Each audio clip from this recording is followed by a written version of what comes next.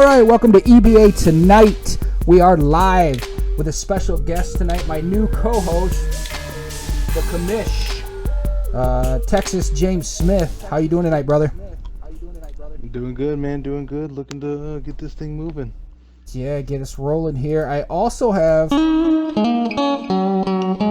our special guest tonight, Woody. How are you doing, Woody? I'm doing good, feeling good. How you doing, man?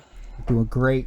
We're going to jump into a few things right away because we got a lot to cover tonight. We got power rankings. We got trades, rumors. We got players of the week. So we're going to get rolling right away. We're going to jump right into the EBA power rankings. Now, these are selected by the EBA Tonight staff. There's some disagreements along the way, and one can move up or down. Now, I did these Wednesday night right before the game, so there is some games that kind of changes the rankings a bit, but you'll see them affect next week as well. So going into the EBA ranking, we're going to go with number 10 power ranking. We're going to go from the worst to the best, and I would say the worst currently right now is number 10 Toronto Raptors. Trouble in Toronto. What do you say, Texas? Yeah, man. Farah has had some big issues there, with some hot shot situation and some guys not wanting to play and stuff like that, and trouble shopping some guys that he needs. But I've talked to the guy a lot. He seems optimistic about turning the season around, just as soon as he gets through the first week. But hopefully, after that, he can turn it around. I mean, it wouldn't be hard to turn around with some active guys. I mean, you get some good active guys in there that could get the job done for you. It wouldn't take much. I mean, 0-8 start, it's kind of rough, man. But if he seems more than eager to do so. So we'll see what happens in the future. But right now, they're definitely in deep trouble. Yeah, I mean, 3 forfeits this week. Woody, what are your opinions on the Toronto Raptors? I mean, do you think they can make a comeback? Is there definitely trouble in Toronto? What are your thoughts? I mean, it's kind of crazy because, when I saw the roster, I was like, they have a lot of talent. They got C-Payne, they had Shumpert, JC, Hotshot, stuff like that. They have a really solid team. And, I thought they would be able to put a lot of pieces together to make this work. Obviously, they're not going to be number 1, number 2. They might have been number 3, though. But, I mean, it's just been a rough start from what I hear. People don't want to play over there, When I was playing against them at before the season started, they look good. But now people don't want to play. They don't want to do anything. I just think the Raptors are cursed, man. Yeah. Any 2K team you see that are the Raptors, any season they've always been cursed. Now we have seen teams that have been started out 0-8 and have still made the playoffs. It's not impossible. It's happened before. But I don't think this will be one of those teams. Well, I think the East is the place to do it. But yes, I agree. Right now, just so everyone's aware, and this is coming from a player on the team, it's extremely frustrating. You have $10.5 million tied up with guys that, Hotshot played a couple games at the beginning. We got slapped. He's like, no, I don't like this team. Trade me. You got Shump was like, I just don't want to play here. Carolina God moved and he has some internet. He's just getting internet in his new place, and it didn't happen on time that he expected. You know how those cable companies Monday through Friday, whenever we decide to come by and do it. So, so that's 3 solid guys that were supposed to dominate a line that is shaky now. Swizzerk for $500K. I've played with him a few times. If he takes control and says this is my team, it could be his team. He's that good. He's got to take control. And me, Rogue Apollo. I mean, I asked Rogue Apollo. I said, "What do you play?" Just to kind of get a position, where he signed up at. And he said, he made a comment and said, "Arc." So he don't even really play basketball. So I was like, "What do you play?" He's like, "Arc." I was like, "No, what position?" He's like, "Yeah, Arc." So it's nice to have those guys there. Well, we got Crash and TC. Definitely, I know he's an active guy. I'm a support. Mags is a Mm-hmm. support. So hopefully we can get the ship set right. But I mean, right now, a little inside information that came through today. Shumpert's actually gonna play. He even went and took it a step further and took a GM spot. Oh, for wow. You guys took a GM spot for Farrah today. So That's surprising. Well, he wasn't sure if he's going to play. Up for you guys. He wasn't sure if he's going to play the 1 or the 2. He started as the 2. He's like, I don't really like him. He started playing as the 1, and that's his my player shot, Lowry, and he tore it up. I mean, he had a great game. So to move on real fast, the number 9 team, San Antonio Spurs, $500K Army. it's just not working out like originally expected. To give you guys a little background here on the 500K Army San Antonio Spurs, they are not setting well at all. They've won like one game, I think, this week. Let me double check and make sure before I speak out of line here. I think they're 1-6, 1-7. Yeah, so they won one game. They forfeited to the Portland Trailblazers. So one forfeit's not bad. I mean, they're all showing up, but they're getting blown out. 126-70 against New York. I'm waiting to see the Wednesday stat score against Houston. 93-87, 94-67. I mean, they're getting just slapped. I feel like they feel in Toronto because we're getting slapped. So, I'm a little concerned. What are your thoughts on this one? I'll start with you first, Woody.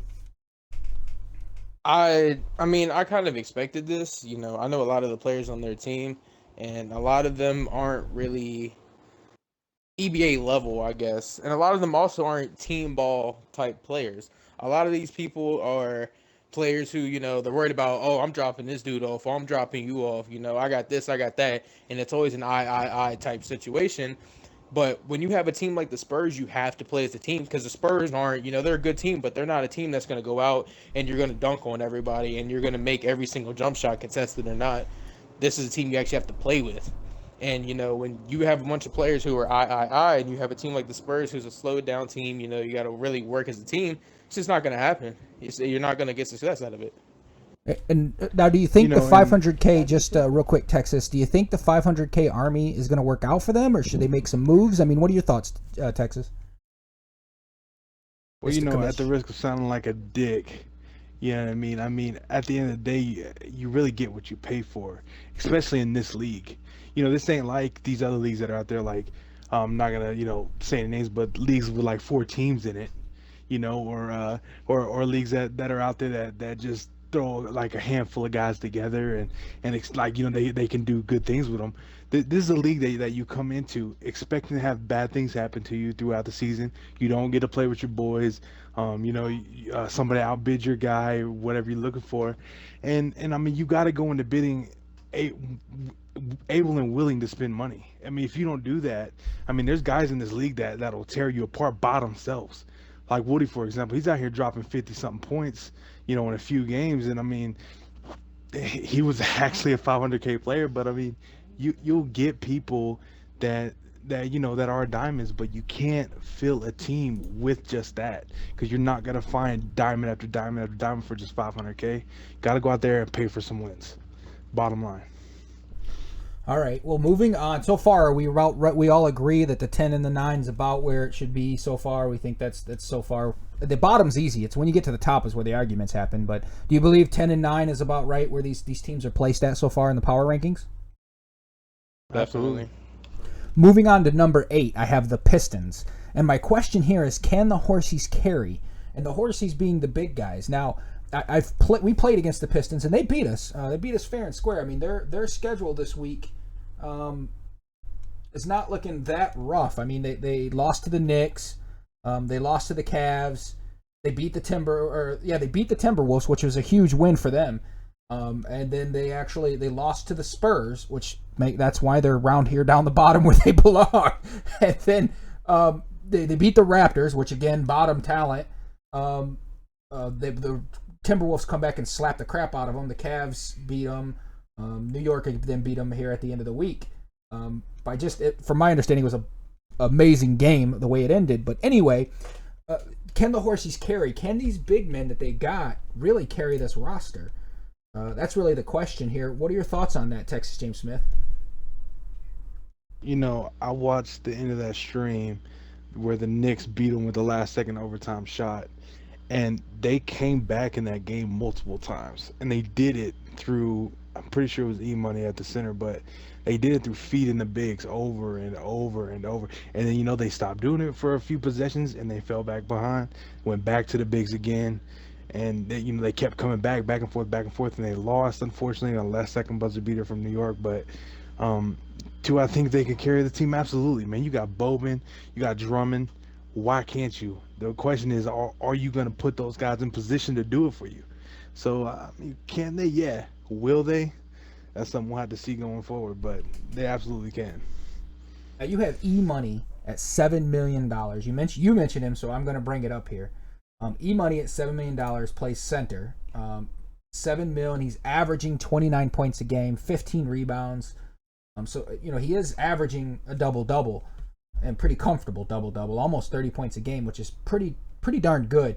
I know that they're slapping the smaller teams. There's such a huge gap there between, I think, 10, 9, and then 8. I think 8 is such a big gap. And really, when you get, like I said, when you get to these bottom 5, you can switch them around, one up, one down, whatever. But tell me, Woody, you're a big man. Do you think the Pistons' big man can keep them in long enough to make it to the playoffs? I do. I think, honestly, in my opinion, that they have the best big man on this game. I mean, Drummond is stupid. No matter who he's playing against on this game, I mean, he's athletic, and we all know, if you've been playing 2K long enough, you know athletic big men, no matter how good, how bad, are going to dominate. If they're athletic, they will dominate the game, period. I mean, Festus is Ezeli, anybody like that, you look at it. And then Boban, he's got like 87s for his rebounding, and he's 7'4". He's just a big body, So they have these players, and they're glitchy as hell. But, they'll keep them in there long enough. But unless they get help from their wings, I think some of their point guards have been playing pretty well, and, not too bad. But, their 2 and their 3 mainly have got to step it up. What happens when their bigs get shut down? They're going to lose by 20 or 30 points if somebody actually shuts down their bigs. Without their bigs, this team is literally nothing. So they have to get help. They have to, period. Yeah, when they play the West, I can definitely see them running into someone like the Clippers where the bigs can shut those other bigs down. It's really just a heads up there, but I absolutely agree with you. We're going to move on to number 7. Now, number 7, I have the Houston Rockets. And with the question I have on the Houston Rockets, let me read you this. Dumbia for MVP, Mr. Youngshot, Ruthless, Dat Boy Kells, Cripple Dave. Some decent names there. Do you think those guys are underperforming here? Now, where they're at on the standings is you have Houston Rockets for the week pulling out, you see, where are they sitting at? 3-4. So they've lost more games than they've won. There's a game that's not recorded yet. They might have won, so they might have went 50% for the week. I don't know. It's not in the system yet. Commissioner, get on them. But other than that, what are your thoughts here, Woody? Do you think this roster with the Houston Rockets is underperforming at number 7? I do, and it's hard to point out because I don't know exactly where everybody's playing. But it's like I was just looking at the stats, like Youngshot, for instance. Youngshot, you paid $6 million for Youngshot as your GM. Don't get me wrong, Youngshot's a great player. He's a great talent. But besides his last game, he would have probably been averaging like 13 points and like 13 rebounds. I mean, if that's really worth $6 million, then I would hate to see what some of these other people go for. Then you got people, I look at other people like Doombia and Ruthless. They only have like 2 games apiece, so you can't really see what they're doing. But, they have so much talent because, like I said, yeah, they got Cripple Dave, Kells. They got King Woody. King Woody's not a bad player at all either. Zabrio's a good role player. They have a lot of good players on their team, good role players, and the team itself isn't bad. It's just, they're just not – they're not performing like they should. They're just – I don't know exactly what's going on. Maybe it's the Rockets this year.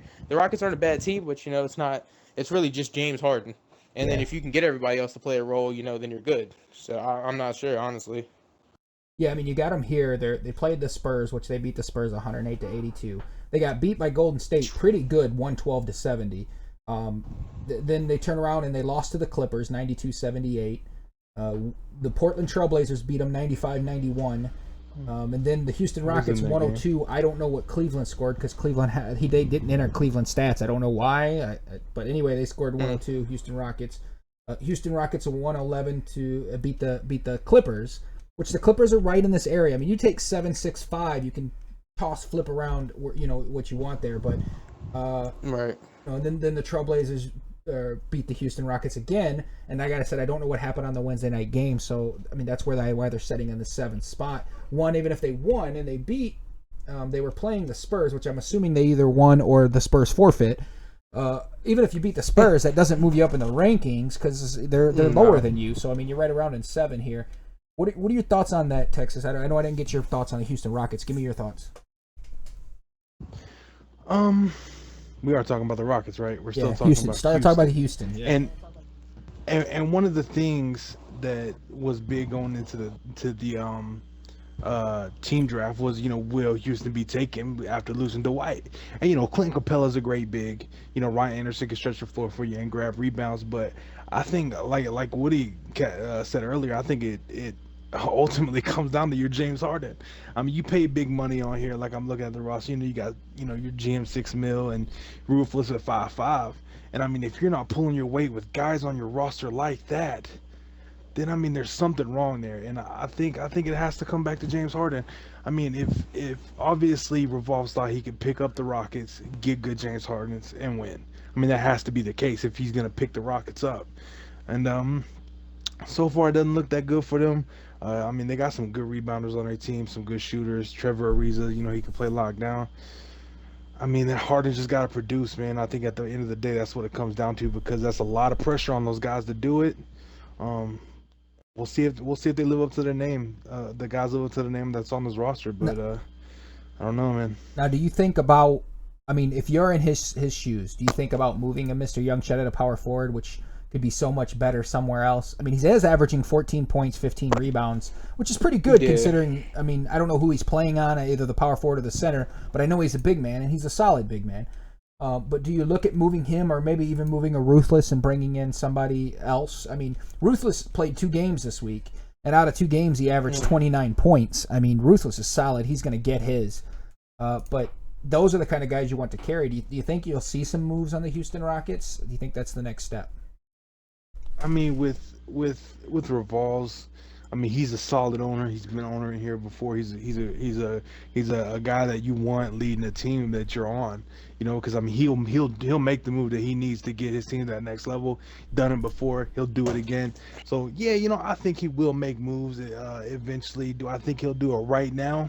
Nah, I mean it's just week 1. I mean, stuff happens. You never know what's coming up for the next week. But if it doesn't get better by the end of next week, I think 100% you will see him move the players that he needs to make his team better. Well, and if you ask the Golden State owners, the trade deadline's already over.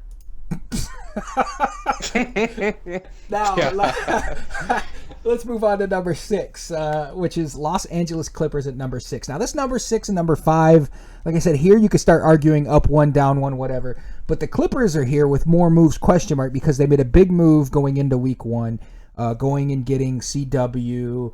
And we'll talk about that a little later, who won that trade. And I believe Crow they got, and somebody else from Cleveland Cavaliers. But I still think where the Clippers are sitting here, they lost to the Portland Trailblazers, which, let's be honest, Portland's beaten just about everybody, this week anyway. They barely beat the New York Knicks by like 3. They beat Houston Rockets, again lower. They lost pretty good to the Golden State. They turn around and beat San Antonio, which, like I said, everybody's beaten San Antonio and Toronto, so that's not a fair. Houston Rockets beat them really convincingly with 111-78 this week. Golden State 78-62. And then they got a forfeit from the Toronto Raptors on Wednesday night. So the only reason that they're setting decent in the standings, which I believe right now they're setting at 4-4, so they're even for the week, is those forfeits, those playing those easier teams. Some of the harder teams really got them pretty good this week. Do you see, by taking a look at that roster, more moves there, Texas James Smith? Do you think there'll be more moves from Los Angeles Clippers? Absolutely, man. And let me take it back a step, because I think when Defeat traded for Carew, and he got Carew, and then he made Carew his GM, and as soon as that happened, as soon as I seen Carew hit that GM spot, instantly moves are coming. Just because Carew wants his guys, and Carew always wants his guys, and rightfully so, because Carew plays great with his people around him. So yeah, they'll definitely be making moves. They'll definitely be constantly changing their roster throughout the season until Carew is happy. And I think that is going to be where the moves stop, is when Carew is happy, the team's going to be happy, and obviously they'll succeed because Carew's been great in this league for a long time. Well, I mean, they didn't do horrible the first week going 50%, 4-4. Even with the forfeit win and playing some of the games they played, I think their challenges are yet to come. So if they're going to prepare the roster, I mean, you got Return of the King, a really good trade bait out there for $5 million. You got CW at 3.5. And I knew as soon as Crow took over, I'm with you, that it's no longer Defeat's team, it's Crow's team. And there's really nothing that Defeat can do except play. and do whatever he needs to do in order to make Crow happy. But moving forward, what do you think going on here, Woody? I mean, basically, honestly, you guys, for the most part, said it. I mean, once Crow took GM, it wasn't Defeat's team. I love Defeat. He's a great guy. Defeat's been a homie for seasons. But once Crow said I accept GM, Defeat just basically said, "Here's the keys to my team. Please don't crash it." And with Crow, it's either going to be a crash and burn, or it's going to be a big success after this first week. Crow is going to get his guys because, like James said, he's comfortable playing with his guys, and he's good playing with his guys because Crow gets those people who are role players and won't do anything but give him the ball, where he wants it, when he wants it. And, as long as he can get what he wants, then he's a good player. But if you put him in a system where, he's got to, I don't really know how to explain. Like, maybe I don't want to say provide for other people, but play within the system instead of just using his own system. Then it doesn't work, and that's why he got out of Cleveland. LeBron's relentless finishers broke, and all this and this and that and that. I mean, it's LeBron James. Like, who cares? If you can't play with LeBron James, why are you wasting your time here? But I mean, like I said, Crow is a good player. Crow's a good player, and he's gonna work with his team. So he's gonna get his, I'm sure. So I mean, that's neither here nor there. I mean, that's what he's gonna do. He's gonna get his, and I think that team. I can see more moves coming in order to make it to where you only really need one line here. Moving on, the Knicks. Hey, the Knicks, and my screen is messed up here, but it's a little smaller than what I wanted, but it pretty much is the New York Knicks. It says Fab, you there? Now, looking at the New York Knicks, he's going to love that one. That's the reason why I did it. Looking at the New York Knicks, they didn't have a bad first. They're 5, which is good. You're in the top 5 in the league with the Knicks. That's a good statement for week 1. You didn't finish out the week bad. You played people like the Pistons, and you slapped the Pistons the first game. You competed with the Clippers right up there. I mean, a 3-point loss. You beat the Cavaliers, which is a huge win. You took a forfeit from the Raptors, 102-75, and the Minnesota got you. So they're beating people pretty convincingly. Warriors at 85-74. So you lost to the Warriors. You lose to the top teams like Golden State. I mean, that's acceptable. Spurs, you guys smacked the shit out of 126-70. Detroit Pistons, you beat. Then you come back and beat Detroit Pistons by a couple. So that looks like a really good rivalry there with the Pistons, where you're keeping those scores close. So I mean, I can see some light. So 5 isn't bad. I know you're like, hey, we're a top 3 team, and I would agree with you to a point. But I mean, looking at what we have here, and this is just me, and this is why I said Fab, are you there? I gotta explain this so Fab knows what I mean. Looking at this roster, he's the only 9 mil player. He's only won over 500K on the team. If it wasn't for Fab, it'd be another 500K army. Now, Jay Snyder getting Fab, I was like, oh crap, Fab's gonna want the hell out of there. So now you have to ask your question. Not Fab, are you there, but are you going to place guys around Fab to support, so he can support them? Not only is Fab a great player, but he also has to, he has to have guys that he can rely on. When he passes the corner, he's got to know that guy's shoot when he's wide open. And we've played him a couple times this week, and you guys did really well. I mean, you guys are putting up great stats. Overall, I'll let you go first, Woody, because I know it's your team, and you've probably, care the most about this. But looking at this roster, it's just Fab there. I mean, you got some steals. You got Woody, 500K, but you've been putting up stats against some suspect people. But you're still putting up stats. What do you think moving forward? Do you think 5's a good spot for you? You're like ice, you're high, you don't know what you're talking about. I mean, I personally thought we were 4. The only reason why I thought we would have been 4 is because we did beat the Cavs this week. Now, I mean, as you said, our losses were to the Warriors and to the Timberwolves. And obviously the Timberwolves, are just killing everybody. In the Warriors game, I mean, that's just the Warriors. But the Clippers loss, that shouldn't happen. I was in that loss. That shouldn't happen. We played terrible. We couldn't get a shot to go in. We just didn't play well. We shouldn't have lost, but we played horrible. And I mean, that's just one of those games, you reflect back and you say that doesn't need to happen again. We should beat the Clippers next time, period. But I mean, I think we have a good roster. I like our roster. Now, I think, obviously as the season goes on, we'll see exactly what it's going to be, whether we need to make moves or not. But I think in terms of Fab's line also, we did switch it up for the Pistons game. Actually, we tried something different. Fab, he wasn't really feeling Melo. Melo is just a different player. Melo's never really been too great on 2K, no matter how his shot is, how good a shot is, stuff like that. It just does. It's not consistent. It doesn't go in.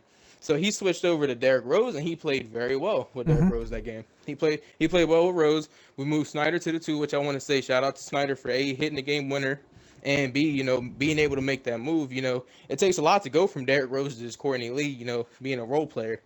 So, I think everybody has to give him props for that. But, then we got Lucky McKing at the 3. I think going forward, they'll be okay. It's a solid line.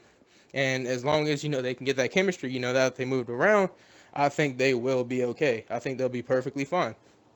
Well, and you got guys like Revolution, Unrated Italian, and Dr. E. Doolittle, which aren't bad guys. They're good role-playing guys sitting in your TC, and those are guys that, you usually can rely on and get them to pull up if necessary. But, yeah. I mean, I don't think you guys are that far off. There's a couple moves I think you probably should make in there. I'm not going to tell him how to do his job, but Fab needs those kind of guys around him that's going to hit those key shots.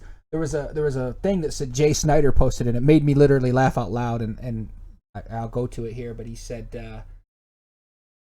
something about, well, now Fab's going to get me my all-star, and I just laughed because Fab's good, but he's not that good. But are you throwing shade, bro? Are you throwing shade? I think he is. So Mr. Smith, I'm missing him like crazy. I'm playing horrible, but I've got Terrence Ross, and I'm trying my best to learn this shot. I'm just bad, but that's not a bad thing. But now going back to Texas James Smith, what do you think of the Knicks? Is 5 a good spot for him? Should they be up 1, down 1? Is Fab in trouble there? Is Fab going to want out? I mean, Fab, you there? This is my thing. I mean, if you are bold enough to go and pay that much money for Fab, and then Fab produced like he's doing, he hasn't played at that amount of money caliber. You know what I mean? And so if I'm Jay Snyder, I mean, I'm not happy with 5. I paid this much money, and this is where I'm at. And so what I'm doing as Jay Snyder is I would go to Fab and tell him, Fab, take me to the promised land. What do you need from me? What can I do for you to get us to that next level? Now, I mean, I'm sitting here looking at Fab's stats, and this ain't a knock on Fab at all, but his stats aren't what they used to be. Now, Fab has been on takeover players, which he really does not have in New York. I don't know if Rajon Rondo's there. I have to interrupt a little bit on that. I don't know if Rajon Rondo was a takeover player when we went almost to the finals with the Kings. But I'll give you a little bit. But he had Rudy Gay, and I think he did have JT over there, and doing his thing. So it wasn't as necessary, but now it is. Now it's definitely necessary for him to have that role. And I mean, his stats are not there, and it's not necessarily his fault. It's because he doesn't have that player to do that with. And so if I'm Snyder, I'm asking, man, what do you need from me? Who do I need to get? What moves do I need to make you get back to that point? Because at the end of the day, you paid $9 million for that type of Fab to get you those points, to get you those wins, to get you everything you need from him to do that. That's why you paid the $9 million. And it's not a knock on Snyder, because from what we've seen from Fab in the past, it's absolutely. I mean, it could be worth it, but you got to get him what he needs and get him what he wants. And if he does that, we may have some problems with the Knicks, man. Going off with Woody shooting the way he is, that could be a deadly squad, man. If Fab gets going the way he used to. We'll have some issues in New York. Do you make Fab your movable guy, so your utility guy? I mean, you paid $9 million for him. You probably should be able to move him wherever he wants to go. So I mean, I think he signed up as a 2. I don't think he needs to move anywhere else. I mean, at the 2, he can go to the 1 or the 3. That's where he belongs. You know what I mean? And so no, I wouldn't necessarily put him as my flex, but I would ask him, what do you need? I'll get it for you. No matter what. Looking at the Knicks right now, let's get to that next level. They're setting at 13.5, so that's roughly $4 million because you're going to trade away a $500K guy. So you can go out and get somebody $4 million or under if that's what he needs. So you have $4 million in playroom there. You can't take it home with you at the end of the season. I would get him. I'd say here's the layout. I'll give anybody but but Fab away. I got $4 million to play with. What can we do? So moving on to the next here, number 4. I got the Cleveland Cavaliers. Now, people are like, whoa, at number 4, yeah, you could probably switch them with the Knicks, or Knicks up 1, them down 1, either or. But the Cavs aren't doing too bad. I got one strong line question mark is what I have here. And the reason why I say one strong line question mark is they got one line that I feel is pretty hard to beat. Their struggle line. And then the second line I think can be beat, and be beat hard. And you could tell here by something that goes, Cleveland beat the Raptors, they beat the Pistons, they beat the Raptors 91-69 the first opening night, which they just slapped. That was the one that Hot Shot was in and was like, fuck this game, I don't want to play anymore. Detroit Pistons, beat us, or Cleveland beat Detroit. Then they lost to New York, a pretty good 99-66. So people's like, well, that's why New York should be up one, and I kind of agree, but I also disagree because of the Cleveland Cavaliers, where they're at in this ranking. I still think they had a really good game against Minnesota. I don't know their stats against Houston Rockets. I'm assuming Houston beat them. And 96-62 against the Raptors. So, I mean, you look at who they're beating here. They had a really close game against the Timberwolves. You could make the argument that the fourth spot should be the Knicks and the Cavs can be down one. But looking at their stats, do you think they only have one line that is strong right now and the other line needs a lot of work? What do you think there, James? I mean, if I am on that weaker line and I feel like I'm about to be shopped, I would be begging Abyss to keep me. Because at the end of the day, I mean, I've known Abyss for a long time. Ice, you've known Abyss. I'm sure Woody's known Abyss. Abyss has been around a long time. He's a very, very good manager, very good owner. He's going to get you to the playoffs. That's going to happen, regardless of his play or not. And you have the Cavs. So, I mean, Abyss is a great owner. He's a great manager. He'll do what it takes. He puts the team first above his boys. So, if I'm on that bad line and Abyss is my owner, I'm begging him, just put me where you want me. I'll play whatever. Just please keep me on the roster because he's going to get you to that playoff. So, if you want a shot at that next level, you're begging to stay on that team because he's going to get you to the playoffs. He's a great owner. He's a great manager. And Abyss is going to make moves. And it's been in the works. It's going to happen. So just try to hang on to a roster spot. And hope Abyss sees that you're trying and keeps you around because that team will be in the playoffs at the end of the year. Yeah, I mean, I still think no matter where they struggle, I still don't see them falling below the top 6 teams, especially since how weak the East is, I think that they're going to secure a playoff spot without a doubt. I agree. But looking at a couple things here, and I'm going to come to you next, Woody, but looking at a couple things, right now you have Cuban playing on that second line that's struggling at small forward. Now, that's LeBron James. He's averaging 11 points a game with LeBron James. 4 rebounds, 3 assists. That's not LeBron James' number. That's probably the 2 numbers. You know what I'm saying? That's probably like J.R. Smith numbers. Or was it Shumpert, I think, is there too. Isn't Shumpert there as well? So those are that type of numbers. I want to just send a shout out to Abyss. Hey, I'm averaging 7 points with Terrence Ross. If you need a LeBron, you can hit a brother up. I don't mind coming over and putting those kinds of numbers up with LeBron. I can do that. I could sit in the corner all day and shoot that with LeBron. But anyway, I'm a little concerned with how much moves he makes. And realistically, in this league here, Woody, you only need one strong line. I mean, you got 2 lines. You got to play game of 7. If your one strong line can beat anybody else's strong line, especially with the talent that's on Cleveland, you can make it all the way. They can't slip up and lose a game, but you can literally make it all the way with one strong line. Do you think the Cleveland's headed in the right direction, or do you feel they're going to slip and fall? I think they are. I think they need to make moves, though. But, I mean, they have the Cavaliers. You got LeBron, you got Kyrie, you got JR, who's a knockdown, lights-out shooter, period. Then you got people like Kevin Love, who's a bum, but, I mean, it's 2K, so he's okay. Tristan Thompson, a dog, period. Tristan Thompson's a dog.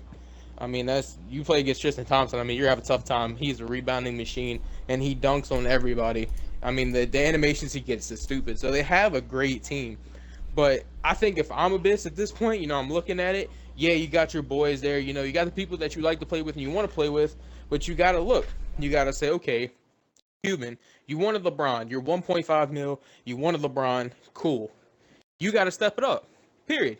You have to step it up. You cannot play LeBron James and play that bad. But then you got people like Realist. I mean, Realist is killing on LeBron.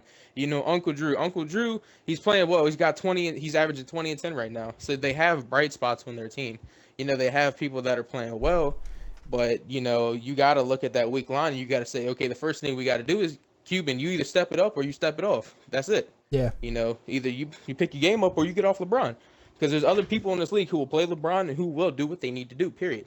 Now I know it's just tryout games, but you said the 4 Kevin Love is kind of crappy or whatever. But in the 2 tryout games I had with Beastie, I averaged 24 points, 25 points, and like almost 10 rebounds with Kevin Love in the corner because he just fires away and his shots quick. That's what I said. Yeah, It's hard to close out on him. And I was like, I knew I was going to Cleveland. Like I had no issues with 500K. I was going to Cleveland. And then when Beastie stepped down and Abyss took up, I never tried out for Abyss, and I thought, man, I see what Kevin Love's doing over there, and I go, oh my God, I'd love to be on Kevin Love at the moment. But everything's greener on the other side. Or grass is always greener. So let's move to number 3 here I have. And I know people are going, oh, you're kidding me, Ice. And even Texas gave me some beef about it before the show. Yeah, so even Texas gave me beef. But I got number 3, Portland Blazers. The Portland Trail Blazers, and I have in a little question mark there. It says best EBA rivalry ever, and the reason why I say that is what has been going on this week between them and Golden State. Now, Golden State's talent is absolutely amazing, and then you turn around and you see the Trailblazers, which they have a good team for 2K, right? I mean, they're a good 2K team. Damian Lillard is broke, just absolutely broke. So it's amazing to see them competing, going head-to-head with them. And the only reason I have them at 3 is, like I said, I put them at Wednesday. I did it right before the game. I was doing this and trying to get all of this set up for tonight. And if I would have seen what happened in that game that they played against Golden State, and to give you an idea, the only reason they're at 3 is because there's 2 forfeits that happened, which the games they would have won anyway. But it's hard to calculate when you have 2 teams that you don't know how close those games would have been against the Spurs or against Toronto. They probably would have blew them out easily because everybody was blowing them out. But that was two forfeits this week. I mean, I'm going to go straight to Texas because this is your team. First of all, I need to ask, do you think this is going to turn out to be one of the best EBA rivalries ever in the West between Portland and Golden State fighting for that number 1 spot? Or do you feel you're just going to continue to slap them around? Let me speak. Let me speak now. Let me open up with, I probably got the best wing in the league on my team with Mike. All right, now Mike Man took an L against Golden State, okay, which, like I said to you earlier, Ice is always going to be an asterisk anytime you lose to Golden State, right? Yeah. But Mike did not like taking that L regardless of who it was, and he's headhunting right now. He wanted to take that Wednesday Golden State game so bad, but so next week and from here on out, Golden State, look out, because my boy Mike is coming. And he is coming with a fury. And he was not happy about the way they played in that L. So that's definitely going to happen. But beyond that, I mean, Golden State's going to be good. No matter what, obviously Golden State, no matter who you play or when you play, they're gonna show up on the floor regardless if they're having a bad night or not. I mean, shots are going to be made. It's going to happen. You're going to take L's to Golden State. Now, the question on the flip side is, will we be able to beat them? Yes, we will. We've proved it. We're going to do it more. You know what I mean? It's going to happen, and we will finish above them by the end of the season. That's a guarantee. Yeah, so, I mean, Golden State was the first pick, of course. You guys were the, 4th pick, right? 4th pick in the league. Yeah. 81-69 you beat them on Wednesday. And you said that's not even your strongest line. And I'm assuming they're not sending, they didn't send your strongest line. And even you and I was discussing this before, and you said, man, when you read that post to, about Outtaker, it kind of lit a fire under your team's ass. Like, oh, hell no, they didn't just make it look like this. It should be the opposite way around. When Portland beats Golden State, especially as bad as they did, it should be an interview with someone from Portland going, how the hell did you pull off beating all those 90-plus players? And looking at Golden State there, and we'll get there, their roster's not super strong. Like, I wouldn't be scared of that roster on a different team. There's a couple guys, don't get me wrong, I'd be like, ooh, God, I don't want to team up with him. But with Golden State and EBA makes, or in the NBA, makes that Golden State so much stronger in this 2K. But you look at them, I mean, you beat them 81-69. You turn around and they beat you 91-86. So you should technically move to that 2 spot. Like I said, the only thing that held you at that 3, I think, this week is that those 2 forfeits. Like, you were going to easily beat the Spurs. You were going to easily beat the Raptors, especially looking at these other guys you were playing. But I just want to throw this in there, going back to that win they got over my man Mike and Fig. Fig was furious about his 4 rebounds because Fig is by far one of, or not the best big in this league, and that could be, easily broadcasted around, no problem. Not a lot of dispute on that, but when Fig gets 4 rebounds, obviously there's something wrong. And being in Portland and being a big myself, it's easy to get rebounds as a center because you got so many to pick from. But so when you're doing it, your teammates just expect you to get it. It happens, you know what I mean, because it just comes so easily, especially with Fig. Fig's a savage, and so he had an off game, man. And Golden State, they caught a break, but they got their dub. So but they better look out, man. They better keep their head on the swivel next time that Portland comes to town. Yeah, like I said, you can move these Especially 3 with and 2 back and forth how you want. The game of the week, I'm already calling it's going to be Sunday at 11 o'clock where you play the Timberwolves, because the Timberwolves is a hard matchup. That's going to be a damn good game. I suggest both of you send your best line and give the EBA something to talk about. So what do you think, Woody, about this Portland Trailblazer team at number 3? I mean, you kind of looked at the stats, you see where they stand. How do you feel? I think they have a good roster. I mean, obviously they have solid bigs. They got James, they got Fig, and like I said, I mean, Fig is he's a really good friend of mine too. Fig with 4 rebounds, that's crazy. You don't see that because, like I said, Fig is a good rebounder. Exactly. He's a good player. He knows what he's doing. He knows how to position himself. When it comes to screens and stuff like that, he knows how to set really good screens. I mean, we played a few games. I was playing point guard. He just makes it easy because he knows what to do. It's just he knows where to be, and like you run a pick and roll, something like that. He's just there. He's in the right spot at the right time always. So you look at that, but I mean, then you got people like Misty. He's playing. I guess he's playing point guard. He's playing point guard, James. Yep. Yeah. Yes, he is. I mean, he's playing point guard. Work. I mean, this dude went for $1 million and he's averaging 28 points and 14 assists, and nobody even gives a shit. Nobody's talking about him. I mean, this dude's lighting the league up. Yeah, of course he's got the best player in the game right now. Period. But I mean, he's killing it. He's playing well. And then you got people. You got Alpha. You got Master Quick. You got Illmatic. People who were brought there. We are stacked. And yeah, they're doing their job. They're doing what they're supposed to do. Mm-hmm. Now, my only question is, and I mean, this is really to you, James. First off, what position is Marty McFly playing?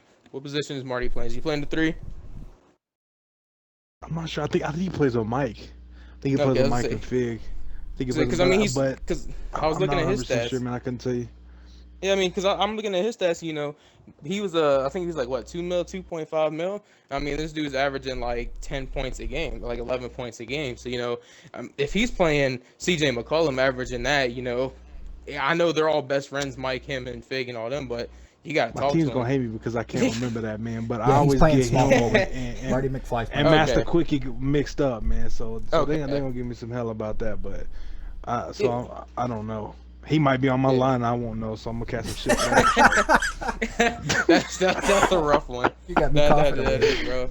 Yeah, so I mean, they got good. It looks like in the game against, and I don't know, but it looks like a game against Golden State that they actually lost, and the only one loss that's on their record this week. It went with looked like Clutch King. Looked like he lagged out with 0 points and 4 rebounds. So I'm assuming, I'm assuming he lagged out that game. I don't know one way or the other, but he's a good player too. I mean, Clutch King. He's a 500K. We played against him. Him and Fig just play well together. I mean, Clutch dude, he will hit every milestone shot. Well, and that's asking the question too. He's set at 13.5. You've got roughly $4 million if you move a 500K player. You go out and pick up another, because there's some good talent out of there, $4 million and under, that you could probably snatch up by putting some of these guys that are performing high now and replacing them with better talent. But I mean, I guess that's down the road with Portland. But yeah, I mean that's up to them. Moving on to number 2. One step back, man. Look, when we're going through, when we're putting up good games like we are, and we're 6-1, we ain't changing that. I mean, we got locked down across the board, So I mean, we took L against Golden State, but like I said, look out for the future. So we can move on that, though. Yeah, well, and I got number 2 Golden State here, and like I said, you could really, after that Wednesday game, I did this before the Wednesday game, so after that Wednesday game, you could probably have an argument to say Portland should be here. Golden State, though, I believe, did not take any forfeits this week, and if they did, I believe they only took 1. And it's, again, not the team's fault, but you have to kind of put that into motion when you're looking at how bad they're going to, or how bad they beat somebody or not beat somebody. And the only 2 teams that are looking like they're struggling here are Toronto and Spurs a little bit. But the Spurs is still, I think they only got like 1 forfeit on the Spurs. They got 3 in Toronto. And so, no, the Golden State did not take any forfeits, and they still only have When I did this, they only had 1 loss. Now they have 2. And that's why I said you can kind of argue that the Blazers maybe they'll be there next week if they continue on that path. But you have the Blazers, or the Golden State Warriors, number 2, still the favorites with the question mark, because let's be honest, when you looked at this team, without putting anybody on it, they were the favorites. When someone got the number 1 pick, they were like, yeah, they're the favorites. Even taking Cleveland, which there's been some suspect ownerage going on there with some different players, but let's just remove that. Let's take Cleveland forever as him sets. He's not a bad guy. You got Outtaker at $500K. Corrupted, I mean, he's a good player. You got iConnected. I'm saucing $5 million that he's solid. Do you still think that this team at $16 million with a little bit of thing, do you still think there still should be the favorites, or especially in the West? Because I see some people coming at them hard. What are your thoughts on that, Woody? No, I don't think so.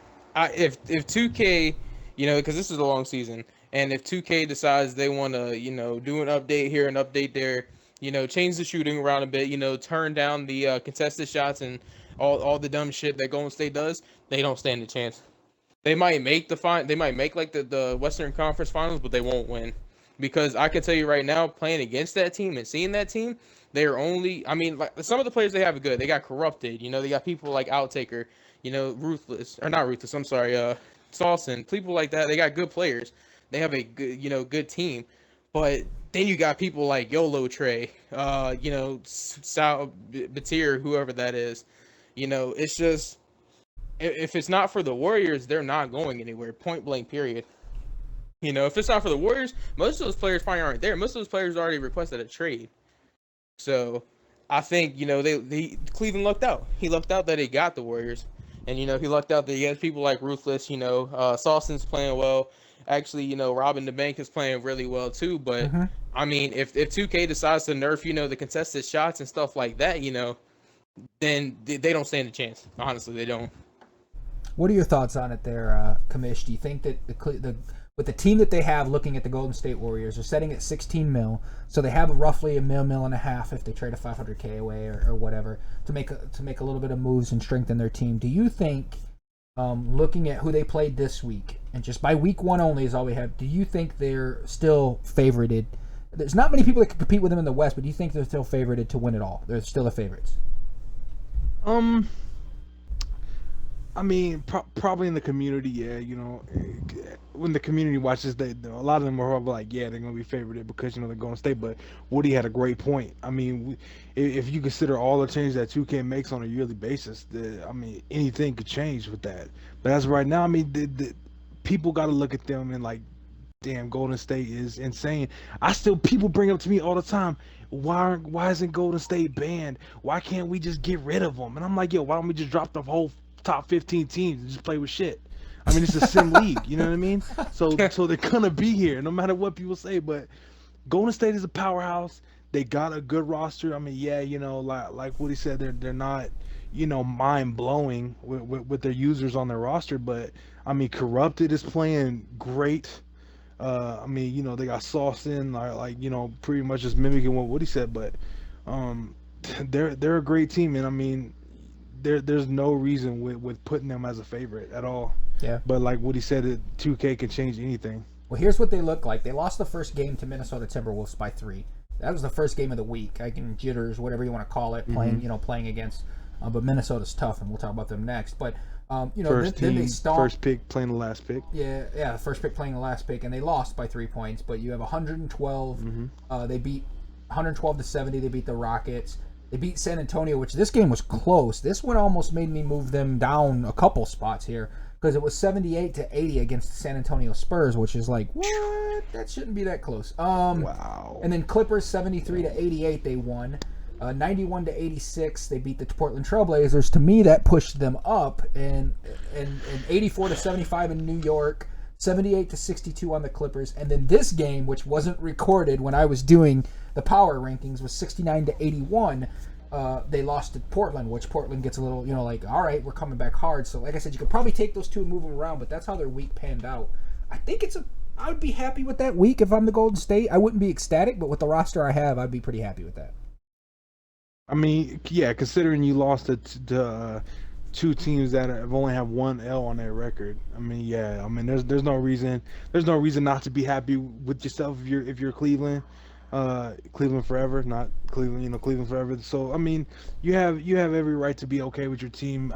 You don't need to panic. Your ship's not sinking. You have two L's, that weren't bad L. Well, the Trailblazer L was awful, but the other L was not bad. So I mean, you don't freak out, man. I mean, obviously you want to clean up a little bit. Maybe one or two players that as an owner that's a little shaky on that spot. Yeah. And you want to get somebody in there that could do that job. But I mean, with Golden State, man, you're still Golden State. Every game you walk into, you're expecting to win, and so just keep pushing forward, man. I mean, you're a favorite, obviously, just because the team you got and you got a decent roster. Yeah. So no panic in Golden State at all. And looking you're looking great for the future. Looking at the overall 6-2 on the Western Conference, their points, they're leading the division and they're leading the conference with their points at 605, 185 rebounds, 167 assists. I mean, they have the talent, 38 steals.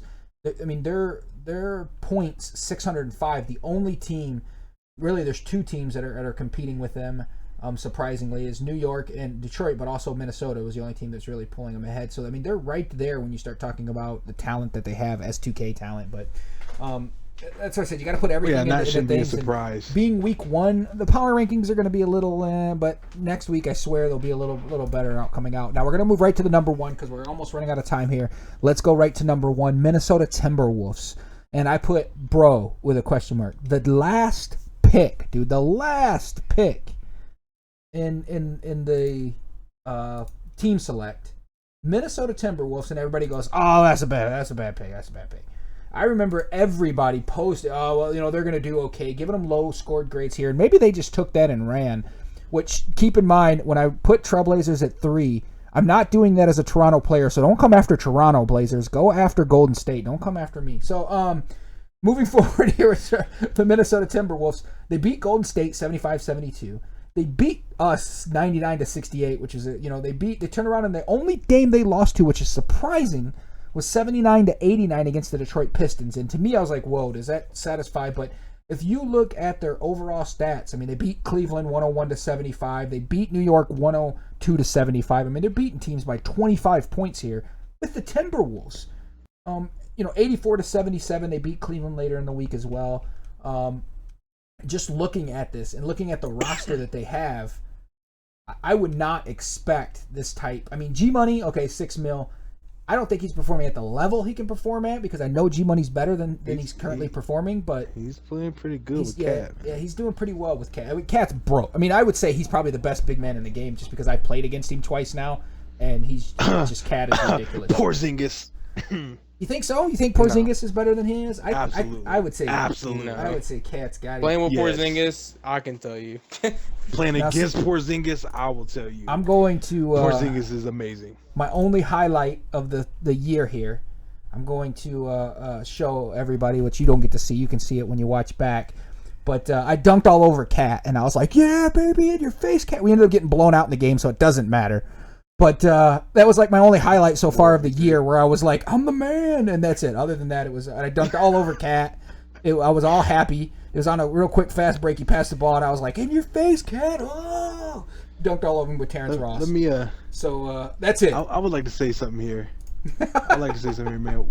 We were doing owner interviews, okay? When we were doing owner interviews at the beginning of the season, none of the staff knew Mizark.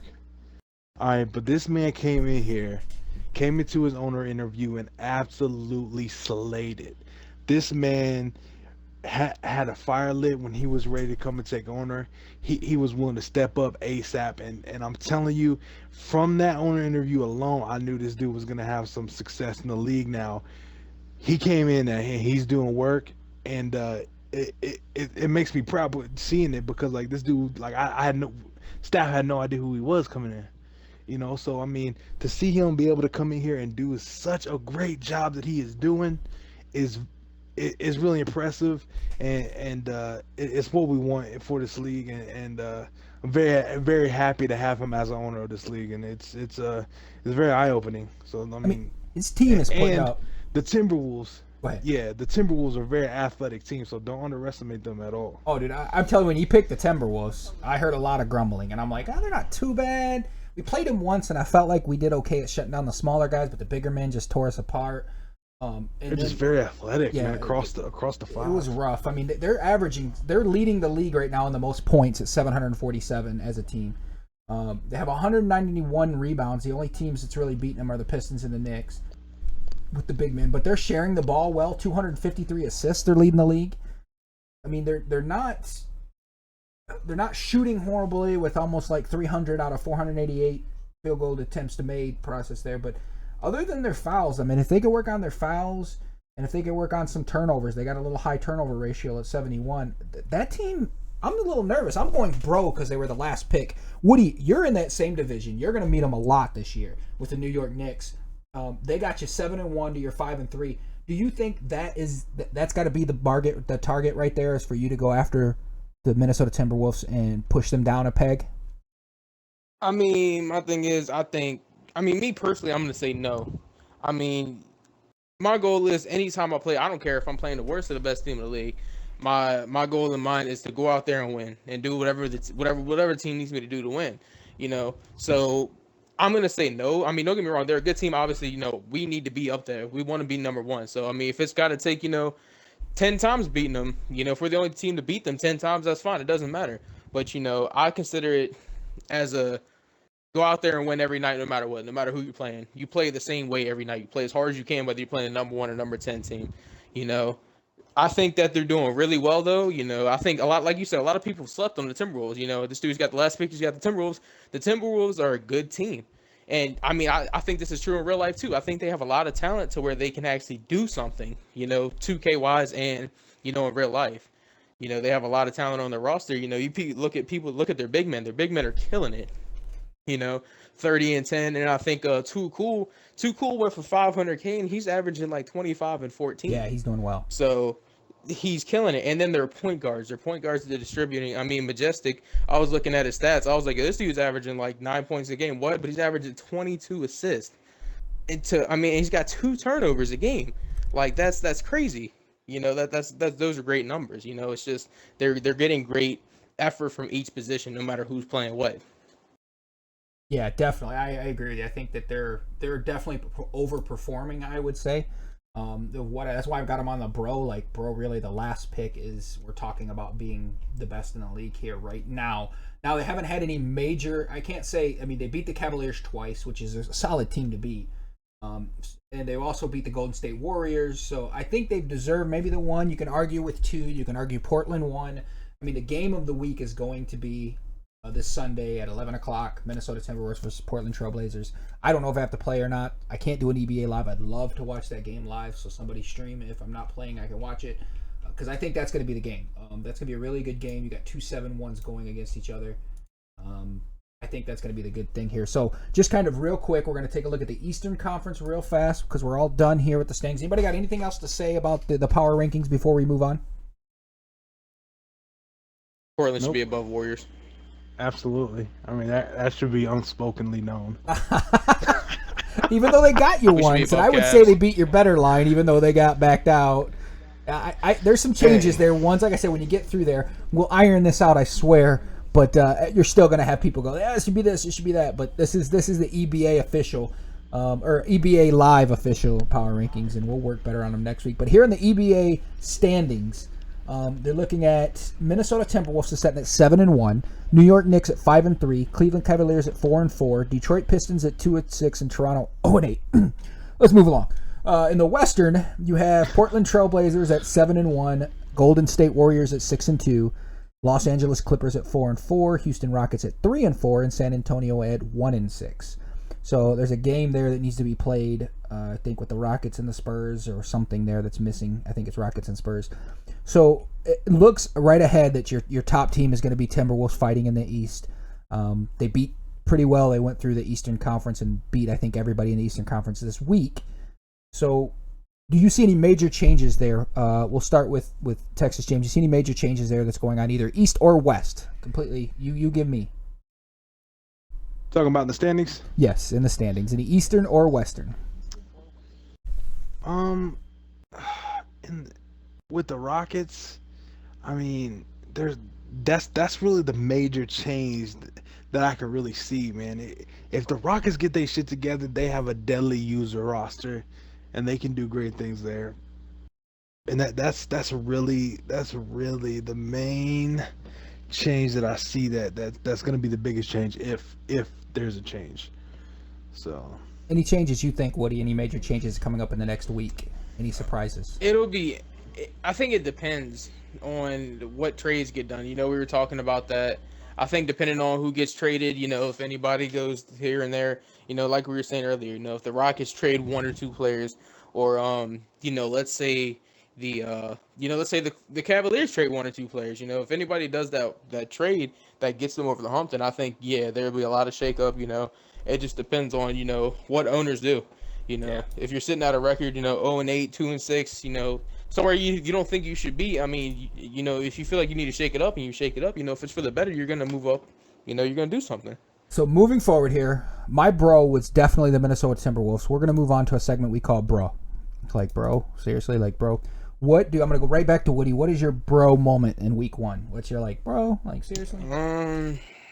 I mean, other than, like I said, and I know this is going to get reiterated, I mean, the main thing is, like I said, Cuban.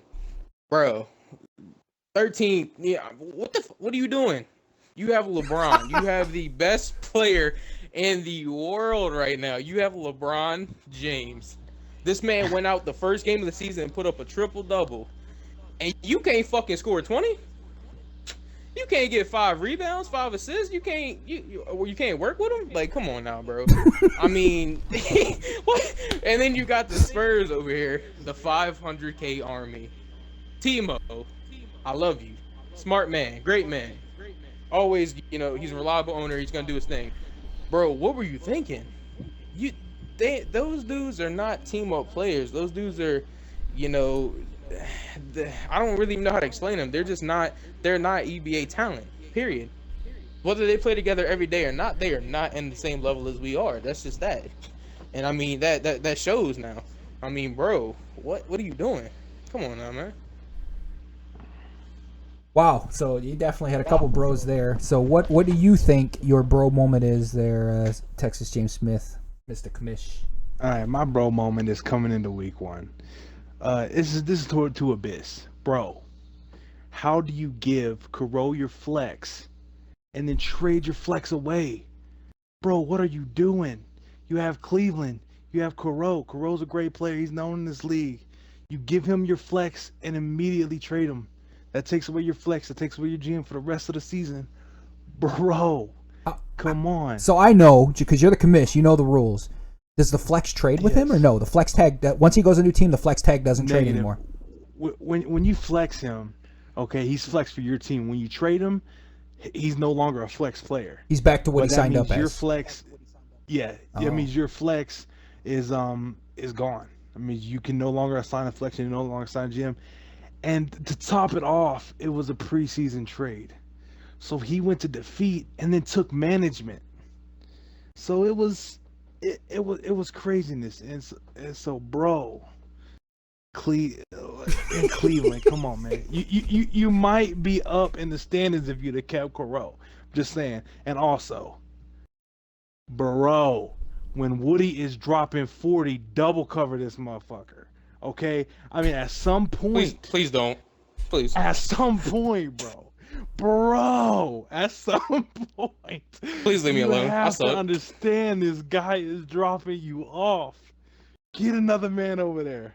Please, making the rest of us bigs look bad. Didn't he do that against the computer though? I mean, one of the games was against somebody. He did it against the computer and he did it against the Spurs. But still, if the computer ain't doing it, I got something to say about that shit, bro. Because everybody, it was against the computer. But let me ask you a question, okay? I play power forward, right? Andre Drummond's the center. How do you think Drummond got on me? You think they just magically switched? I mean, I had to be doing something for Drummond to actually be covering me, right? I mean, because Drummond doesn't just cover it. No, I'm just saying. I mean, everybody's saying that shit, but my thing is that I think I had like 17 or 18 points at halftime with like 8 rebounds. Like it wasn't like, I wasn't doing anything. Like I was doing my thing before then, and then I wasn't being covered. So then Drummond tried to cover me, and then Drummond couldn't cover me. So, I'm I not mean, knocking you. I'm knocking them. Like I was 50 like, is 50, and so at some point you gotta realize, yo, we ain't gonna win this damn game if this man, hits the hundo burger. I got All two right? two We gotta words go for the take guy care of that's them. covering you. 2 words. Trade block. Like right after the game, trade block. That's it. Trade block. That's over. Wire. Waiver wire, Okay? something. Waiver wire. I mean, I'm no good at the game, but I'm at least going to ask for help if you're dropping 20, 25 on me. I'm be like, That's it. hey, waving my hand. That's it, You're not going to bro. get to 40 or 50 because I'm waving my hand for Come some on. help. Like, I don't care. Leave your guy alone. Come help me out. All right, we'll move forward here because we're all running out of time quickly. Let's make a deal EBA style. So we're going to talk trade talk here. Just the first week, look over the trade. The trade is this. And you guys give me your grades and give me the positives and negatives. LA Clippers. Kuro 3.5 million, CW 3.5 million, Bama Mike 500K. Traded to the Cleveland Cavaliers, or traded from the Cleveland Cavaliers to the Clippers. And then to Cleveland from the Clippers, they get the Realist at 6.5, Shady on Xbox at 500K, and Zoltar for 500K, which I don't know who Zoltar is. I can't remember who that is. Is that Mr. Leon? Leon. Yeah, Mr. Leon. Yeah. Okay. So I kind of want your grades. We're going to kind of go backwards here. We're going to start from Texas Smith, kind of get his grade. Good trade, bad trade. What do you grade that trade? For Cleveland, I grade that. Is there anything lower than an F? Can you go? Can you F go minus. further than that? F minus. Okay, we'll go F minus then. That sounds good to me. I mean, you trade your flex away. You get Zoltar, what you put on the waivers. You get Shady, what you put on the waivers. Okay, I don't know. I don't know what the deal was with that. And you send Kuro and you send CW. Who was the other one that they sent over there? They send CW Bama Mike. Yeah, Bama Mike. Bam Yeah. Mike. Okay, yeah, Bam Mike's a good big. All right, so I mean, you send these 3 guys over. You get 1 and you send 2 down. Don't get it. F for them. A+ for the Clippers. Good for you, Defeat. You got Kuro. You got a GM. You got 2 good players. Good for you. Trade of week 1 easily. Good for you, man. Can't give you any more props than that. And they put, just so I'm looking at here, if you say they move Shady and move Zoltar, so pretty much it was the Realist for Crow, CW, and Bama. Because they already moved Shady and Zoltar. They didn't really want them. It was just, hey, give me the Realist, I'll give you Crow and CW. And whoever else. And they were like, Bama Mike, okay. Because those are all Crows guys anyway. CW, Bama, all kind of Crows boys anyway. But what do you think, Woody? That trade. Grade it. I mean, honestly, you look at the trade and I see it, and it's like, I look at it. I mean, you got, like you said, Crow, CW, Bama, Mike, and then on the other side, you got Realist, Shady, and Leon. And I'm just like, what the fuck? You didn't really do anything. You didn't, this might be something, you do maybe to free up salary cap or something. A lot of people, you might do that trade if you want to free up salary cap. Then maybe you take those 2 500K players you trade for, and, you trade them and get somebody else. This is stuff that you do, to free up salary cap. But you look at this trade, they didn't change their salary. No. So it's like, you're right. Yeah, that's what I'm saying. It's still 17 to 16.5. So it's like, what were you thinking? Yeah, you got Realist, and Realist is playing great on LeBron. I'll play with Realist, for a season. And, he's a good guy. He's going to do his thing. But I think at the same time, also, it's more than just that. You got to look at, I mean, if Crow wasn't happy there, he wasn't happy there. You can't hold somebody back who wasn't happy there, This is true. And if Crow wasn't performing, I mean, I heard from some people were saying Crow wasn't performing on LeBron.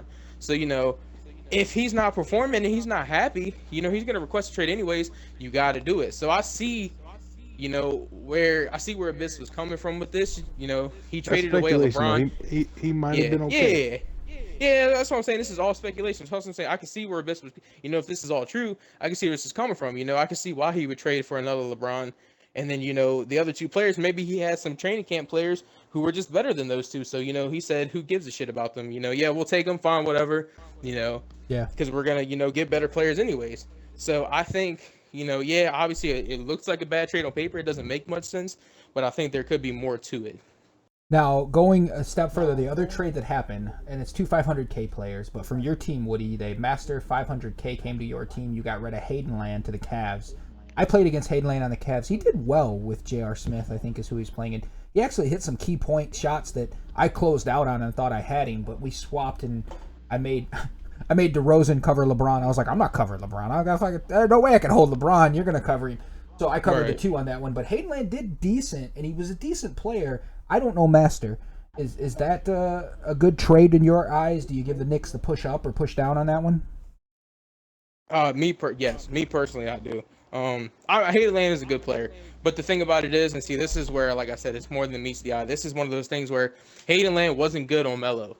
You know, we got him to play Melo, but he wasn't good on Melo. He just couldn't play Melo well. And, you know, like I said, Hayden Land's a good player, but Melo is not his kind of player. You know, I was saying earlier, Melo is a broken player on 2K. You have to really know how to use him. You know, you have to know how to. So, like I said, I mean, you know, we traded him. We traded for Master. And then we're not even using Master. Master's just on the he's just there. But we ended up calling up Truth to play. So, you know, really moving Hayden Land was more or less so that we could just move some pieces around. So, you know, we could move somebody else to the 3, you know, so that's what I'm saying. That's one of those things where I said it's more than meets the eye. And it benefited us. Because, like I said, I don't think we would be where we're at with Hayden Land. Like I said, he's a good player, but he's not a Melo. He might be a different type of player. He might be a JR, might be a, you know, LeBron, but he's not a Melo. Yeah. So I think it did benefit us. What do you think, Texas? You think that's a good fair trade, 500K, 500K? You think that's a good talent for good talent? If I recall, I believe Master was a TC draft pickup. So that one is a check in the abyss column, because if he called up a TC and traded it for Hayden, which I do believe is the case here, then yeah, I mean, he gets the A+ on that, because obviously he got what he wanted for pretty much. Well, then I feel sorry for Master then, because Master him. Master went over there and then got moved back to TC, so he playing up and forth in TC and he probably don't even get a shot. Is he? So one way or the other, he might not even have known, man. That's not like an ice the man move right there. I don't like that. Yeah. I mean, I'm just saying, like, I do believe he was a TC draft player. I'm like 99% sure. So, I mean, that's a check for Abyss, man. Good for him. Yeah, he got what he wanted. Now, I think it was more about them moving Hayden Land to somewhere where he can play and be comfortable, and giving Hayden Land a good push than it was. Like I said, they already had somebody at TC they thought about bringing up. So the next step forward here is new beginnings trade rumors. It's talking about trade rumors, things that are going to change throughout the season, or throughout this week. We think that's going to hit the trade rumors. I'm going to start with this one only because I've heard, and I don't know, you can quote me, not quote me, whatever, but I heard that Fab wants out of New York, but he doesn't want to be that guy that says, I'm running away from a team, or I'm requesting a trade, or whatever, and he'll play, especially probably now he's on Rose, he's probably more comfortable, but I heard some grumbling this week that from some friends of Fab that he doesn't want to be in New York. Now that's just a trade rumor, but could be, can't be. I mean, you could probably speak better than me because you're on New York, you see him, you talk to him a little more, but I have to, by looking at the roster and looking at where he's at, and I'm assuming that Snyder's going to do everything he can to make Fab happy and stay there. But do you see Fab moving anywhere? It's a possibility. The way I see it right now, I haven't heard anything from Fab. Now, obviously, Fab's not the type of person, if he's not, with his boys, he's not going to say too much. So, he's not sitting there in the chat, I need to get out of here, blah, blah, blah. He's not saying a bunch of other stuff. But I think it'll be one of those things where you just got to wait and see how the week plays out. I mean, he's on Rose now, so, now he's got the ball in his hands. He might be a little bit more comfortable. So it's just one of those things where you got to wait and see. Yeah, I mean, definitely. So we're going to move right over. Tell me your trade. Have you heard any trade rumors, Woody? I personally have not. Obviously, the ones that I was hearing about were obviously from the Raptors. I haven't heard anything. I'm thinking, though, I will see something from either the Clippers, which I highly believe that. It'll be the Clippers or the Rockets that will be making a move or two. Yeah, I definitely believe that. Yeah, I think they'll be making some moves as well. To speak on the Toronto Raptors part, I mean, because I'm on the team, just the rumors that I've heard is that they've got to move. I think Shumpert said he took the GM, which is great. I'm happy to hear that because I think Shump is good, and I think he can help the team out. They just have to put some key guys around him to help him. A couple good big men. But Hot Shot's either blacklist or on his way out, so something's got to happen there. And hopefully Carolina God will come back this week. So that's the only news that I heard. I know there's some people wanting like Mags, especially at 500K. They've got a spot for him here and there. But Farah, I don't know if wants to come off of him. And if he gets good talent back in return, I'm sure he's opening and listening to any rumors to make his team better, especially starting out the week at 0-8. So what are your thoughts, Texas James Smith, who's got the inside corner? What are some of your trade rumors? Well, Would it be a stretch that I heard that Cuban might be on his way out of Cleveland? Would that be a Damn sure wouldn't be a stretch? surprise. That would not surprise me at all. Right, right. Like I said, holler at your boy. I could put up those numbers. Holler at your boy.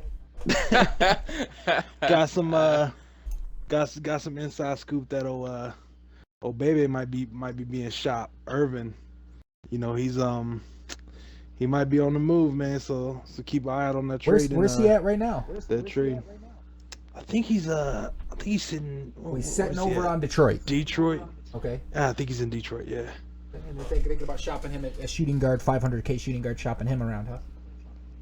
Yeah, you know, but a lot of people don't like Bebe, so I don't know the guy personally, but He's not a bad guy. Yeah. He's one of those guys like Ferry. You kind of got to take him with a grain of salt. You can't really take him too serious, but you also can't. I mean, you can't let him get to you. Just he's a decent guy. right.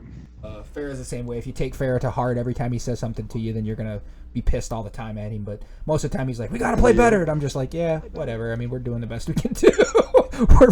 You can't pick up me and Mags and expect us to take you to the promised land, baby. We need some big boys. Right. But yeah, so neither here nor there. But have you heard anything else? So Irving and Cuban. I mean, there's a lot of noise coming out of Cleveland, man.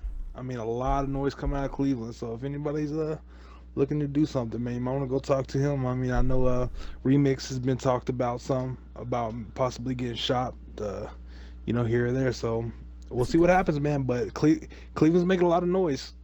So we'll see what happens. Cleveland shaking things up. I expect to see Absolutely. Cleveland and Los Angeles Clippers. I expect us be talking next week about the trades and how well they went through and how they turned out. So I expect those two to be two teams we're talking about. Whether they're with each other or with other teams, I expect to be talking about both of those. And now we'll move right into the player of the week. And this is it. We're going to finish on this note. But player of the week for the EBA Western and the EBA Eastern Conference. I'm going to hand it right over to my co-host, Texas James Smith, and he's going to give us the player of the week. And then I'll let Woody decide whether Texas is full of shit or is that a correct player of the week. So. He's not. He's definitely not gonna think I'm full of shit. On this note, I think it's from the east side. It's hands down easy. My man Woody was dropping buckets after buckets after buckets, hitting a couple 50-game points. 50-point games. I mean, I think that one is pretty self-explanatory. I'm sure that nobody in their right mind could dispute that this week. So on the East, a 500K player, Woody, who scored in the first game 51 points, the second game 25, the third 53, and the fourth 43, averaging 43 points a game, 12 rebounds. You're naming him the Eastern Player of the Week. Absolute hands down, no dispute about it. Woody is that man in the East. So look out East. He is coming for you next. All right. Well, Woody, double team that man if he drops 30. You got to deny. I mean, you got to be the guy that says, "No, I'm not that good. Somebody's better," right? I mean, I'm always that person. So I mean, I have a great supporting cast around me. You know, we have an offense that we do run, and I'm not gonna sit here and act like it doesn't revolve around me, because it does. But at the same time, I mean, people, if you get too caught up in trying to play me, you can't forget we have Melo, we have D Rose, and these people are. I mean, I've seen it with my own eyes. You know, people started double teaming me, and that's when Melo started hitting shots. I mean, you leave Melo open, he's gonna hit. Period. You know, Derrick Rose. We got player Derrick. Go ahead. Let me just say this: in 4 games, my man has 172 points. I shouldn't have to say anything else at that point. 172 points in 4 games. Player of the week, hands down. So next week, do we expect double teams? Player of the week, easy. What's up? Do we expect double teams next week on Woody? Week 2, double team Woody. We absolutely should. We should expect that. I mean, people should dream about double teaming Woody. I mean, it's a thing that needs to happen, especially if he's in the 20s. It needs to happen, people. Come on, you're letting the big drop 50. That. Come on, man. His stat line this week. What was that old 2K where you could dunk on everybody, like 2K10? This ain't 2K10. Like, come on, man. We should not be seeing this man have 50 points at the 4. Come on, people. Hit a double team. It's a thing. You can do it. It ain't against the rules. 172 Don't do it. points, 49 rebounds, 15 assists, 8 steals, 5 blocks, 9 turnovers. Work on those turnovers. You need 2 a game. You need, Yeah, definitely. Definitely. Somebody's not entering in your fouls because I doubt you have 0 personal fouls. So naughty to I have like probably 2 or 3 a game, honestly. Oh, really? That's not too bad. It's easy to get a foul in this game, especially as a big man. Yeah. But those are pretty solid stats there, Woody. I'm gonna have to congratulate you on EBA tonight, Eastern Conference Player of the Week. Where were we going to the West real quick? Oh, you're gonna say something? Go ahead. Okay. Go ahead. I'll let you say something. I would like to add something. I mean, first off, I'd like to just say that I am shooting very well, so I'm actually very happy about that. Beyond all that stuff, I'm shooting like 74%, so that's what I'm actually most happy about. Like, forget all the 50 points and stuff. I'm just happy that I'm taking good shots. I would actually, I mean, I'm not gonna nominate myself because I feel like that's a little selfish. I would like to put G Money, because he's averaging like he's killing. He's averaging 30 and 9. Yep. He's playing well. So I'm not gonna sit here and say oh yeah, I'm player of the week for sure. But I mean, I would like to nominate G Money instead of myself, because I think he's playing well. Well, it's good to be humble, bro. It's good to be humble. Good for you. But for the rest of us that are living in the real world, good job on player of the week. All right. Thank you. 74% shooting. Good job on taking good shots, Absolutely. and that helps your team when you're hitting them down. You do have Porzingis. I mean, That's definitely helps. Porzingis. I'm not gonna play like he ain't. Like that doesn't help at all. But I mean, also you're solid. It has a little skill too, as we know from people playing small forward in Cleveland. So going to the Western, let's move along. What? This guy.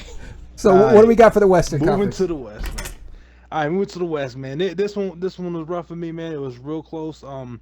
But and the reason why I was close is because the man that got the player of the week for the West, he didn't get 4 games in, so I really had to go through and compare averages and look at who they played and such like that. But I'm gonna give a shout out to my man Mike, man. Yeah, he came through. He played very well for us, and he's definitely getting that player of the week and well deserved. Now that being said, Corrupted was right behind him, playing KD and Golden State. Those two have very, very similar stats, but my man might go ahead and get the nod, and I'm very proud of him and seeing him do that, man. That's great to have him on my team. But Corrupted, man, he was like it was neck and neck, and at first I was like, I shouldn't give it to Mike because it'd be biased because he's my boy. But then I was like, that'd be biased in itself by not giving it to him because he's my boy. So I mean, looking at the stats here, he's only got 3 games, and comparing, he's 108 points compared to 115 Corrupted 4 games. So I mean, and I mean, he's averaging good assist numbers, man. He got some good assists. I mean, and so does Corrupted. Corrupted has 7 assists at the 3 on an averaging 7 assists at the 3. Mike is pulling in 36 points on average, so 13 assists on average, closer to 4. And I mean, their steals are close, their shot percentage is close. So it was very, very neck and neck for me, but. Might go ahead and get the nod, and Corrupted is right there. If there could be a draw, it'd be so close. Looking at this, Suzuki Uchilla. I know he just changed his name, but who was he originally? Revolves. Okay, he's setting at 4 games, 109 points, 6 rebounds, 21 points in the West. He had to be in the conversation there a little bit, at least as like right up there with you. There's a lot of talent over there, man. Yeah, I mean, with Houston, he doing came that in at third, right small forward with Houston, that's pretty solid. I mean, Trevor Ariza's nice. Yeah, he is. I like Trevor Ariza. Nice. I like Ariza a lot, but I mean, he's still got to be. I mean, you got Corrupted. It's definitely you got Mike Mann on David Illard, Corrupted on Damian Lillard. Yeah, Damian Lillard, and then you got Kevin Durant, and you got Trevor Ariza. Is that even in a conversation in a real NBA that those 3? In the same, the same discussion. So for him to be playing there and doing well, obviously, 109 points, it's a separate thing. But solid. But I mean, if we were looking at who's playing the best on the worst player, that might be a different conversation. Yeah. I agree. Get that in the future. You know what I mean? I'm with it. No, I'm not arguing your pick. Just player of the West. My man Mike, man, coming through.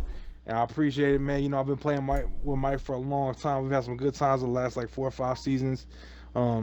Well deserved. My man is a savage, and expect more of these to come in the future. I think that's hands down. That's unarguable. He's definitely gonna get a lot more of these. So yeah, 40 points the first and good on Corrupted, man. I mean, wow. Yeah, you got Kevin Durant, but man, when you balling regardless. Yeah. I mean, as you can see, it ain't always easy as the player you want, LeBron James, for example. That is a thing. You can't struggle on stars. So, when you're balling, and hats off to KD, Damian Lillard, Mike, man, and Corrupted, man.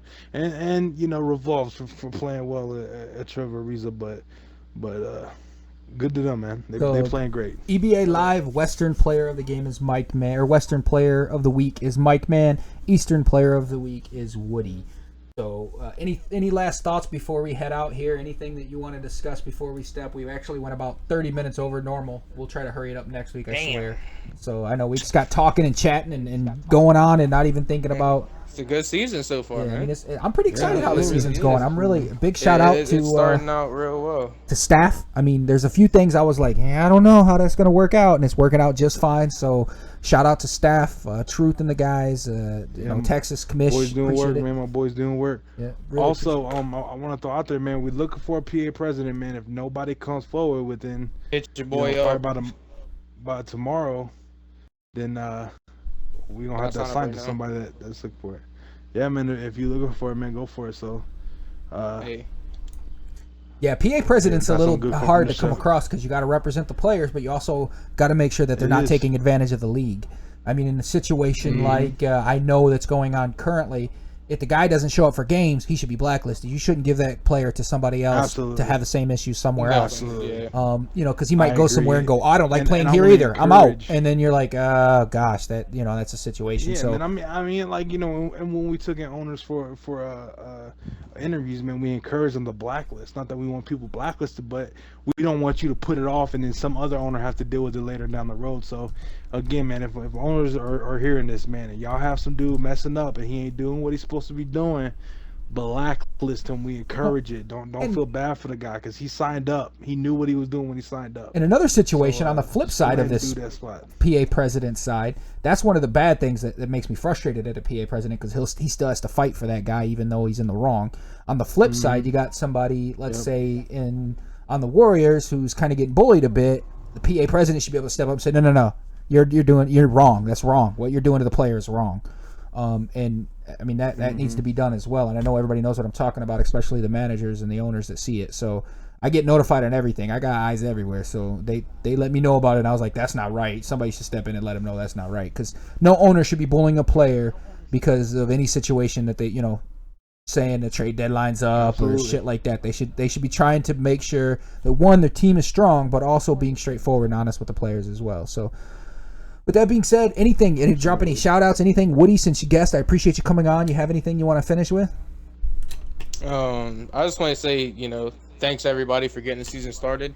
I'm happy that the first week is over with. A lot of people got the jitters out and everything like that. I hope we can keep this season going. It's a really good season, especially, compared to the last. I mean, this is a crazy turnaround. We got rivalries. We got, people, Mike Mann calling out the Warriors.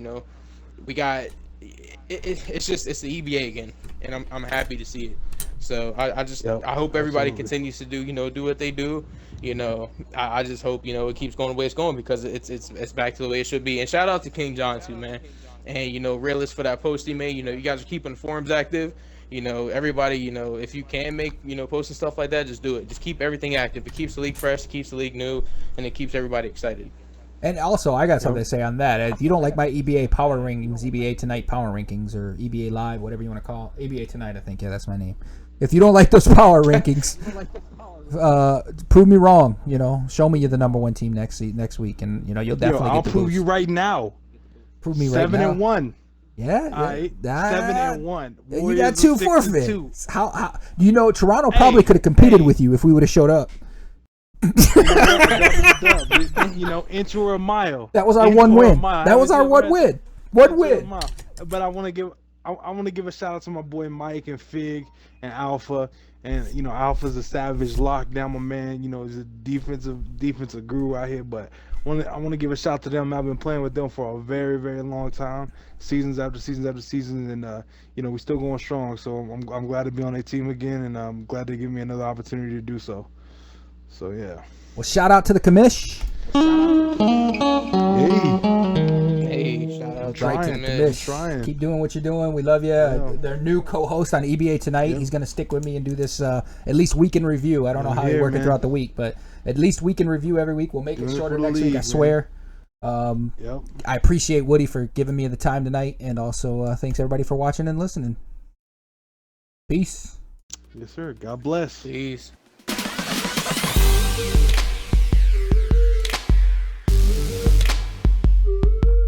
And in further news. In further news. That was good. I'm fucking happy EA back to back. Yeah, man. Everything good, Ice? I'm good, right? I didn't fuck up nothing. Give him a good side. This is my first time. Yeah, first time. You give him a good. Yeah. Power ranker next week. I'm definitely in. Let's do it.